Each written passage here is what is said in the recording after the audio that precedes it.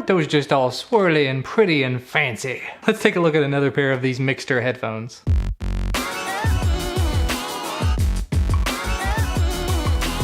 These are the Bluetooth headphones that I requested when Mixcder reached out to me and asked if I wanted to check out any of their headphones. The gaming headphones I looked at previously are the ones they sent me first, but these arrived shortly thereafter, so I thought we'd take a look at these too. Looking in the box, these have aptX or aptX CSR, Bluetooth 4 with aptX, ultra long standby time, and up to 20 hours of playback and talk time. And it says it has protein leather on the earmuffs, the ear cuffs. So it's not exactly real leather, but it should be sort of leather feeling, which is nice. There's all of the things. Got your golden card with all your how to get free stuff and how to use your warranty. Got a big old bag to carry the headphones in that, strangely enough, is Osdom branded. Can't say I'm surprised. Confusing, but not necessarily a bad thing. I've had some excellent Osdom headphones. You get a 3.5mm headphone cable, I'd say about 4 feet long, micro USB charging cable, user manual, and again, if I forgot to mention it, these are the model Ghost. And finally, the headphones themselves. They do have that sort of protein leather on them, both on the inside and on the out. Not sure what use it is to have it on the outside other than just to continue the pattern, but it is definitely a nice feeling in the hand. You get the same thing across the top. It's a very nice pattern. I'm actually a fan of it. But looking around the rest of the headphones, you've got some buttons on the bottom. You have power, volume up and down, play, pause, track forward and back. Here's your charging port. You just stick your fingernail under there,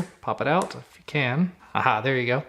Micro USB charging port, 3.5mm headphone jack, and big old microphone here on the front. I may actually have to test that one out. I normally don't. You may have noticed whenever I pulled them out of the package, they were flat like this, so they can be stored flat, but that means they don't fold up or anything. And then you just twist like this and they come back out, and they actually twist a little bit farther than to flat, so you get a little bit of additional wiggle room there in terms of comfort zone. You can extend them here at the top, just like this on both sides. Give them a little extension, try them on, see what they feel like.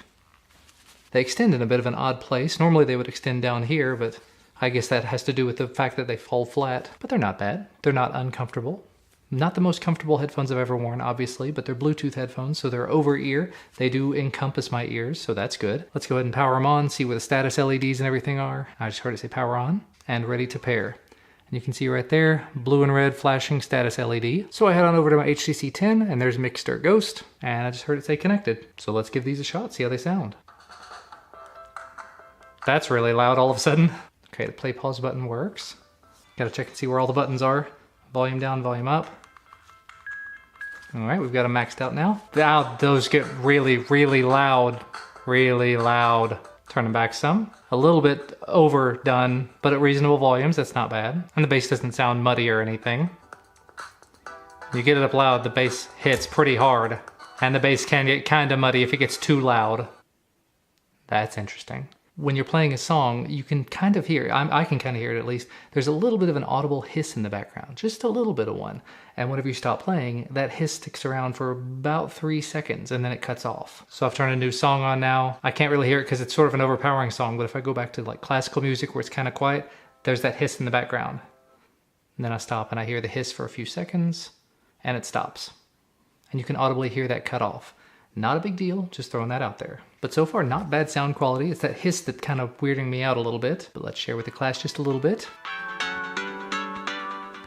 This is Beat Your Competition from the YouTube audio library.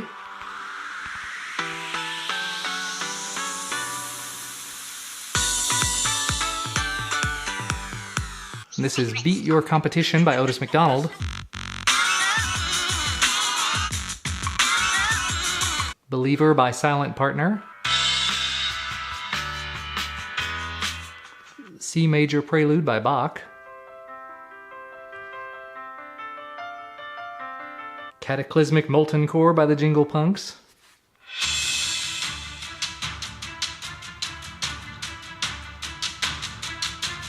And hopefully that's enough to give you sort of a sample, a good idea of what they're going to sound like. Let me just check them out real quick with this included cable. We'll see if it sounds anywhere near the same.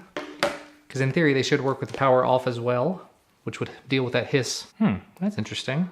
It's actually possible they may sound better wired than wireless. I've had a lot of headphones where it's the other way around. I'm not complaining. They do sound good wireless, but they sound very good wired. Very cool. It's a minor difference. And here's just a very quick test using the built-in microphone on these Mixcder headphones, Mixcder Ghost. I'm using Bluetooth paired up to my Mac where I'm recording using QuickTime Player. Looks like it's recording appropriately, so I guess I will test it out and see how it sounds. And unfortunately, as expected, the audio from the built-in microphone on these was kind of terrible. I don't think I've come across many pairs of Bluetooth headphones that have good built-in mics, so I'm not terribly surprised there. Taking a look over on Amazon, these are available for about $50, and you can actually get a hard side case for them if you want for $4 extra, which would go to replace this Osdom branded baggie that they come with. Personally, I don't tend to use cases with my headphones when I travel with them. I just put them in my backpack, but if you want them, they are available. As compared to some of the other ones that I've tested, I'm gonna say these are not the best headphones I've ever tried. They're not bad. They do have excellent sound quality, and if you're pairing them up with a device that does have aptX Bluetooth 4.0 or 4.1, they are going to sound excellent, and for $50 they're definitely not that bad of a deal. Do make sure to check out some of my other videos for other types of Bluetooth headphones that I've reviewed in the past though, but all in all, very comfortable, very good sounding, and if the battery life lives up to what they're saying, they're not bad at all. So as always, thank you guys so much for watching. You can find a link to where you can find these down in the description. Leave a thumbs up if you like the video, subscribe to receive more, and we'll see you again next time.